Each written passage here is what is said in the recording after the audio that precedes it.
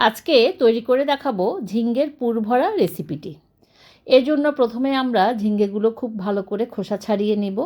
খোসা ছাড়ানো হয়ে গেলে এইভাবে একটি ঝিঙ্গে নিয়ে লম্বালম্বি করে ছুরি দিয়ে কেটে নিব।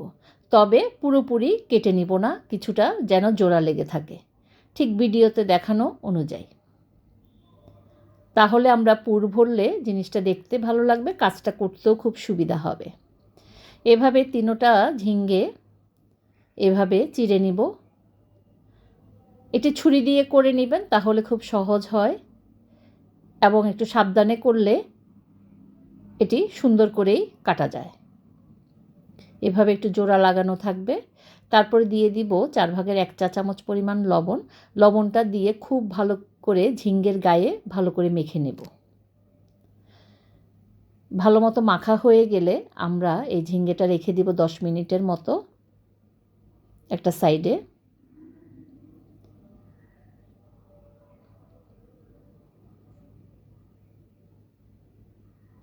এবার আমরা এর জন্য একটি বেসনের গোলা তৈরি করে নিব। 2 টেবিল চামচ দিয়ে দিব চালের গুঁড়া, 1 টেবিল চামচ ময়দা অথবা আটা, দিয়ে দিব 1 টেবিল চামচ পরিমাণ বেসন, ভালো করে মিশিয়ে নেব। দিয়ে দিব হাফ চামচ পরিমাণ লবণ অথবা স্বাদ মতো লবণ, দিয়ে দিব হাফ চামচ পরিমাণ মরিচের গুঁড়া, হাফ চামচ পরিমাণ হলুদের গুঁড়া, 1 চা চামচ পরিমাণ কালো জিরা দিয়ে জল দিয়ে একটু ঘন গোলা তৈরি করে নেব। এই গোলাটা একটু ঘন করেই তৈরি করবেন।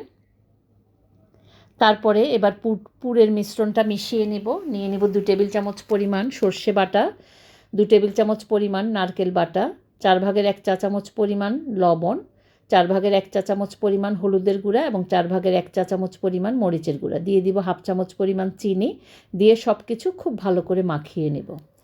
সরিষাটা বাটার সময় ছোট একটি কাঁচামরিচ এবং অল্প একটু লবণ দিয়ে বেটে নেবেন, তাহলে সরিষাটা তিতা লাগবে না। এবার আমরা ঝিঙ্গাগুলো হাত দিয়ে চিপে জলটা ফেলে দিব। যেহেতু লবণ মেখে রেখেছিলাম, এজন্য ঝিঙ্গের মধ্যে জলটা বের হয়েছে। তারপরে বের করে আমরা এর মাঝখানে আমাদের সরিষার মিশ্রণটা এভাবে বিছিয়ে হাত দিয়ে পুরো সাইডে দিয়ে দিব। খুব বেশি পুর দেওয়া লাগে না, অল্প একটু দিলেই দেখা যায় ভরে যায়। আমরা সবগুলো এভাবেই তৈরি করে নেব।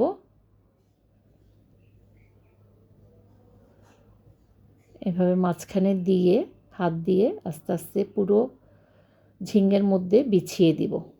একটু সময় নিয়ে করলে খুব সুন্দর করে এটি করা যায়।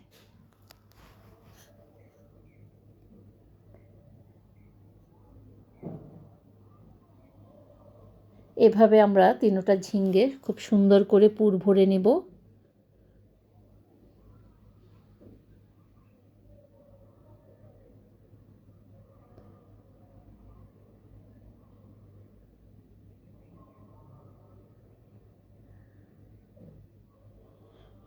তারপরে আমরা এবার ঝিঙ্গেগুলো টুকরো করে কেটে নেব।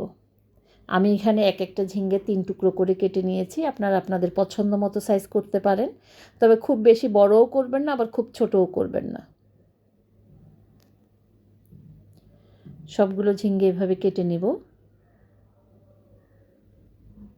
এবার আমরা কড়াইতে 4 টেবিল চামচ পরিমাণ সর্ষের তেল গরম করে নিয়ে পুর ভরা ঝিঙ্গেটা বেসনের গোলায় ডুবিয়ে ভালো মতো উল্টে পাল্টে বেসনের গোলাটা ভালো করে লাগিয়ে নিব ঝিঙ্গের গায়ে। তারপরে আমরা তেলের মধ্যে ছেড়ে দিব। সবগুলো দিয়ে আমরা একটু মাঝারি আঁচে সময় নিয়ে 2 পিঠ উল্টে পাল্টে লাল লাল করে ভাজব। একটু লাল লাল করে ভাজলে মুচমুচে হয়, খেতেও খুব ভালো লাগে। এই শীতের দিনে গরম গরম ভাতের সাথে এই পুর ভরা ঝিঙ্গেটা খেতে খুব ভালো লাগে। কেউ চাইলে আপনারা সয়াবিন তেলেও ভাজতে পারেন। সুন্দর করে একটু উল্টে পাল্টে দিয়ে 2 পিঠ লাল লাল করে ভেজে তুলে নেব।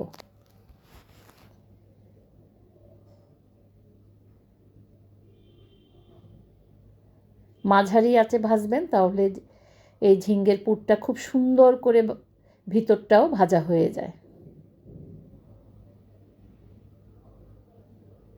আমার ভিডিওগুলো যদি আপনাদের ভালো লেগে থাকে তাহলে অবশ্যই আপনাদের ফ্রেন্ডস এবং ফ্যামিলির সাথে শেয়ার করবেন। তৈরি হয়ে গেল আমাদের আজকের রেসিপি ঝিঙ্গের পুর ভাজা। গরম গরম ভাতের সাথে খেতে অনবদ্য। বাসায় অবশ্যই বানাবেন, কেমন হলো জানাবেন। ভালো লাগলে লাইক কমেন্ট শেয়ার করবেন, আমার প্রোফাইলটা ফলো দিয়ে রাখবেন। এভাবেই সব সময় পাশে থাকবেন। ধন্যবাদ সবাইকে।